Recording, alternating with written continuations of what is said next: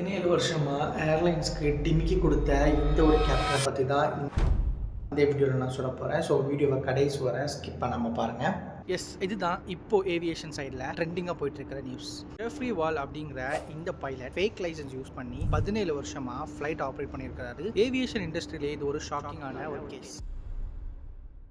59 வயசான இந்த ஃபார்மர் ஏர் Canada pilot இவர் ஜூன் 1ஆம் தேதி அரெஸ்ட் பண்ணப்படுறாரு. போலீஸ் இன்வெஸ்டிகேஷன்ல இவர் ப்ராப்பரான ஏர்லைன் டிரான்ஸ்போர்ட் பைலட் லைசன்ஸ் இல்லாம 2009 இருந்து 2025 வரைக்கும் 900க்கு மேல domestic and international flights operate பண்ணியிருக்காரு. இதுல ரொம்ப இம்பார்ட்டன்டான விஷயம் என்னன்னு பாத்துக்கிட்டீங்கன்னா, இவர் அதிகமா ஆப்ரேட் பண்ண ஃபிளைட்ஸ் எல்லாமே 767, 777 அண்ட் 787 ஏர்கிராஃப்ட், அதாவது வைட் பாடி ஏர்கிராஃப்ட். கிட்டத்தட்ட 250 இருந்து 300 பேருக்கு மேல டிராவல் பண்ற ஏர்கிராஃப்ட். இதுக்கு ஏர் கனடா சைட்ல இருந்து என்ன சொல்லியிருக்காங்கன்னா, அவர்கிட்ட வேலிட் கமர்ஷியல் பைலட் லைசன்ஸ் இருக்கு அண்ட் ரெகுலர் சிமுலேட்டர் செக்கும் ட்ரைனிங்கும் பாஸ் பண்ணியிருக்காரு. ஸோ சேஃப்டி சைடில் எந்த ஒரு காம்ப்ரமைஸும் ஏர் கனடா பண்ணல அப்படின்னு சொல்லியிருக்காங்க. ஆனால் இதில் இருக்கிற பெரிய கன்ஃபியூஷன் என்னன்னா, 900 ஃபிளைட்ஸ்க்கு மேலே ஆப்ரேட் பண்ணியும் இவரோட ஃபேக் கிரெடென்ஷியல்ஸை இவ்வளோ நாள் யாரும் எப்படி கவனிக்காமல் விட்டாங்க?